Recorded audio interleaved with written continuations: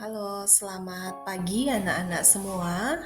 Hari ini kita akan melanjutkan pembelajaran kita tentang energi dalam kehidupan. Nah, sebelum kita masuk dalam materi kita hari ini, tujuan pembelajaran kita yang pertama, peserta didik dapat menjelaskan konsep energi, kemudian dapat menjelaskan bentuk-bentuk energi, dapat menghitung rumus energi potensial dan energi kinetik, kemudian dapat menjelaskan pengertian energi terbarukan dan energi tak terbarukan beserta contohnya. Nah, di sini Ibu punya gambar nih. Kira-kira energi dalam kehidupan ini apa ya?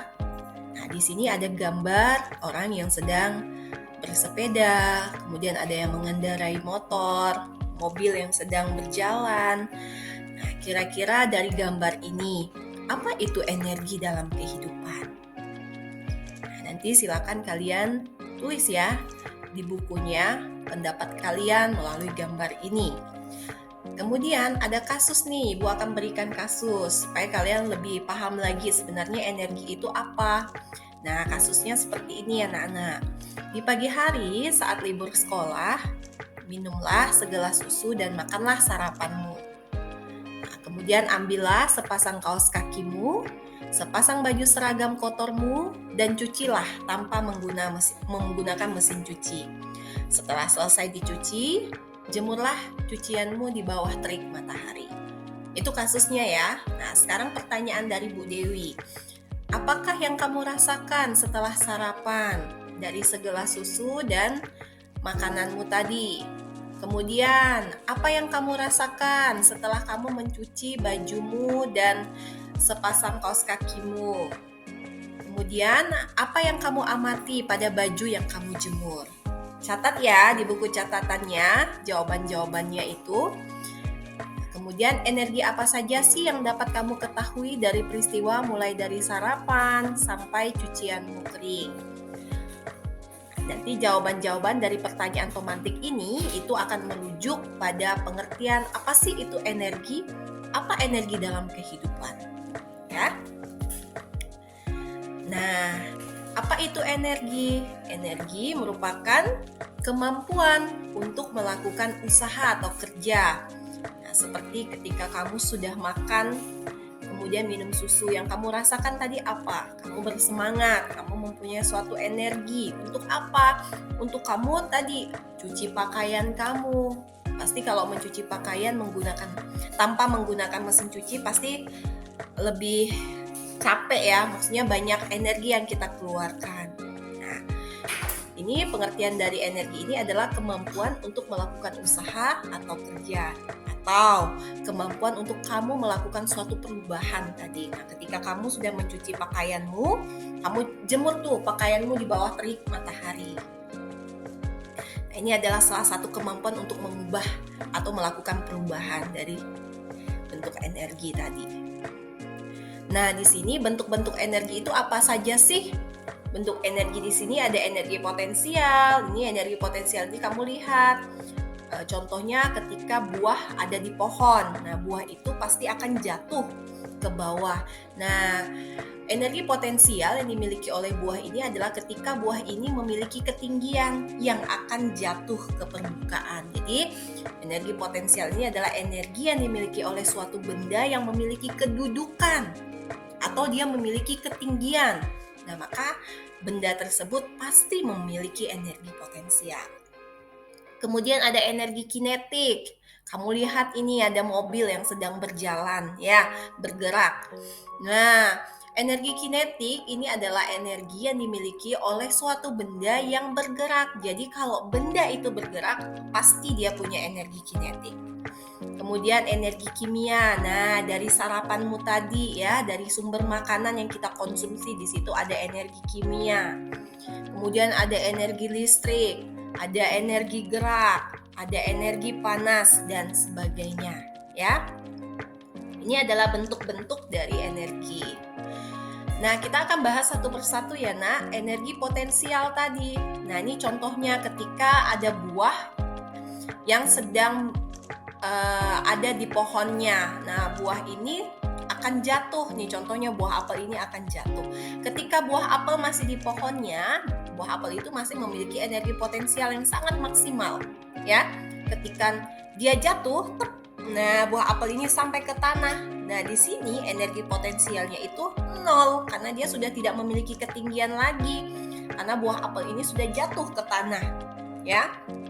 Jadi, energi yang dimiliki oleh suatu benda yang memiliki kedudukan atau ketinggian itu adalah energi potensial. Nah, energi potensial ini ada dua ya, Nak. Energi potensial gravitasi bumi, tadi contohnya ketika suatu benda itu terletak di atas permukaan bumi, pasti jatuh ke bawah karena ada gaya tarikan gravitasi bumi. Kan tidak mungkin buah apel ini jatuhnya naik ke atas, takut dong kita. Ya, pasti jatuhnya ke bawah. Kemudian yang kedua, energi potensial elastisitas. Nih ketika kamu main ketapel, pernah main ketapel nggak? Nah di sini ketika kamu main ketapel, kamu tarik karetnya. Nah di sini energi potensial elastisitasnya maksimum. Tep, kamu lepaskan. Nah ya, energi potensial elastisitasnya akan minimum ya. Lanjut. Energi potensial itu dapat kita cari secara matematika, Nak. Nah, ini rumusnya. EP itu adalah energi potensial nih, kamu lihat EP. Ini energi potensial. Satuannya apa? Joule, ya. M dikali G dikali H. M ini massa benda. Satuannya harus kilogram. Bu, kalau satuannya gram, berarti kamu harus ubah atau konversikan dulu ke kilogram. Kemudian G ini adalah percepatan gravitasi bumi, nilainya itu biasanya 9,8 meter per sekon kuadrat atau 10 meter per sekon kuadrat. Dikali H ini adalah ketinggian benda tadi, kedudukannya. Apa satuannya? Meter, ya. Jadi rumusnya ini adalah energi potensial sama dengan massa dikali gravitasi dikali ketinggian. Nah ini contohnya buah kelapa yang masih ada di pohonnya, terus dia akan jatuh ke bawah. Ketika dia masih ada di pohonnya, energi potensial buah kelapa ini maksimal, artinya besar. Nah ketika dia jatuh, sebelum dia mencapai permukaan bumi atau sebelum menyentuh tanah, ingat ya, sebelum menyentuh tanah artinya dia masih punya ketinggian ya, energi potensialnya masih ada. Tetapi ketika buah kelapa ini sudah jatuh ke tanah, sudah bersentuhan dengan tanah, maka energi potensialnya ini minimal, artinya sama dengan 0 karena dia sudah diam, ya. Nah, contoh soalnya kamu bisa lihat di sini. Sebuah benda dengan berat 10 kg terletak dengan ketinggian 2 cm. Nah, ini lihat ketinggiannya dalam sentimeter ya, harusnya dalam meter. Nanti kamu konversikan dulu sentimeter ke meter. Apabila diketahui gravitasi bumi di tempat tersebut adalah 10 meter per sekon kuadrat, tentukan besar energi potensial kedua benda tersebut. Nah, caranya harus sistematis ya, pakai diketahui dulu. Diketahui massa benda tadi berapa? Nih, 10 kilo, tulis 10 kilo. Kemudian ketinggiannya 2 cm, tulis 2 cm. Nah, kamu harus ingat ketinggian itu satuannya itu meter. Jadi centimeter ini kamu harus konversikan dulu ke meter. Masih ingat konversi satuan di semester 1? Nah, berapa? Turun atau naik nih centimeter ke meter?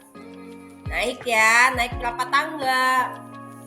Ya, 2 tangga. Berarti kenaikan 1 tangga bagi 10. Kalau 2 tangga berarti 10 kali 10 kan 100. Karena posisinya naik atau mendaki, makanya dibagi dengan 100 meter. Jadi satuannya bukan sentimeter lagi nanti, tapi sudah meter. Jadi 2 dibagi 100 meter sama dengan 0,02 meter. Ya. Nah, kemudian percepatan gravitasinya 10 meter per sekon kuadrat. Sudah Ibu tentukan ya nilainya. Nah, jadi apa yang ditanya? Tentukan besarnya energi potensial.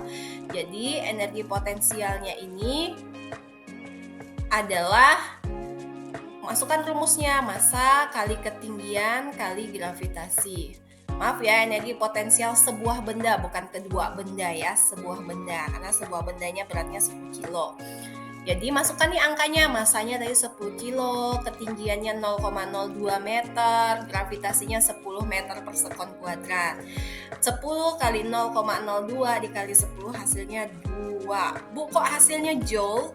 Kilogram dikali meter kuadrat per sekon kuadrat itu adalah joule.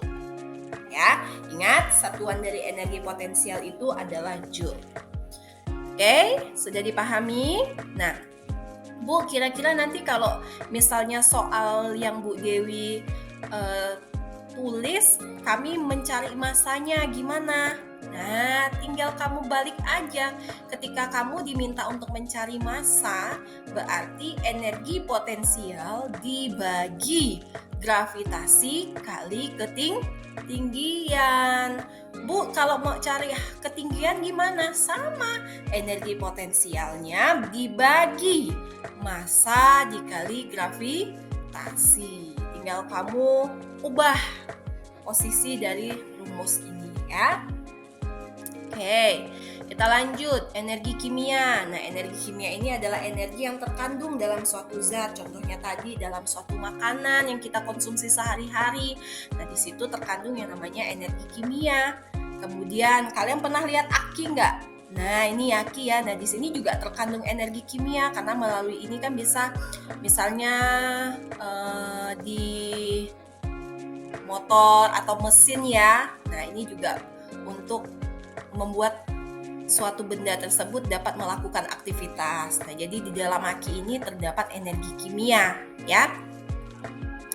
Kemudian energi listrik. Energi yang dimiliki muatan listrik dan arus listrik. Nah, lampu yang kalian biasa gunakan di rumah untuk menerangi pada malam hari. Nah, itu termasuk dalam energi listrik.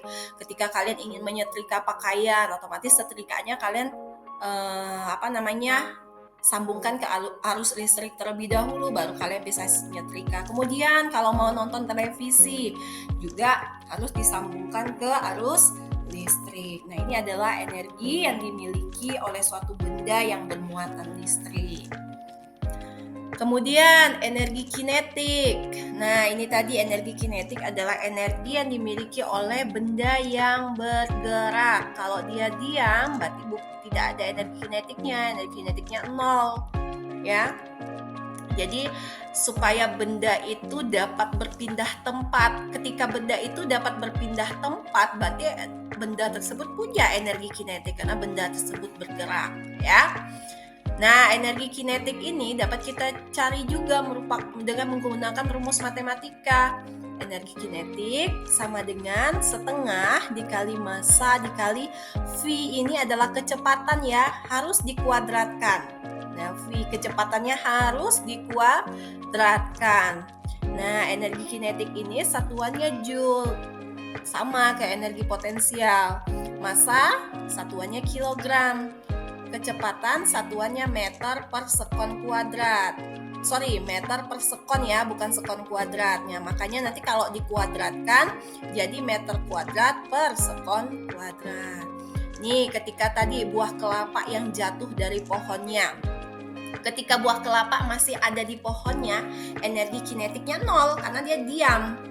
Tapi ketika buah kelapa itu akan jatuh nih di sini. Nah, di sepanjang dia jatuh sebelum menyentuh tanah, energi kinetiknya itu maksimal, artinya besar nilainya. Tapi setelah dia menyentuh tanah, plop, diam. Udah, energi kinetiknya itu 0 kalau dalam posisi diam, sudah menyentuh tanah dan diam, ya. Nah, contoh soalnya nih, sebuah mobil memiliki massa 500 kg, melaju dengan kecepatan 25 meter per sekon. Hitunglah energi kinetik mobil pada kelajuan tersebut. Sama, pakai diketahui dulu ya.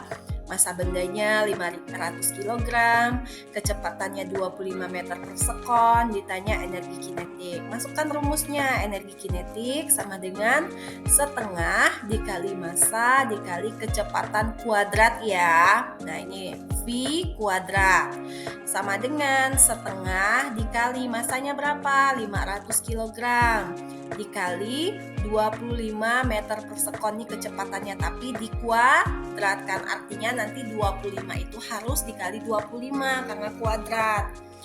Setengah dari 500 berapa sih? 250 kg dikali 25 kali 25, 625. Meter kali meter, meter kuadrat, per sekon kali sekon, sekon kuadrat. Sama dengan 250 dikali 625, jadi hasilnya adalah 156.250 Joule. Ya, nah kilogram meter kuadrat per sekon kuadrat ini adalah satuan dari Joule.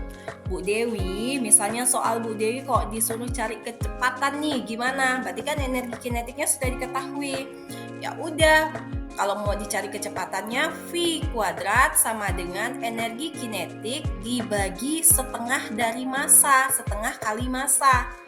Nah, yang ditanya itu kan kecepatan, bukan kecepatan kuadrat. Untuk menghilangkan kuadratnya ini, nanti hasilnya itu adalah V sama dengan akar.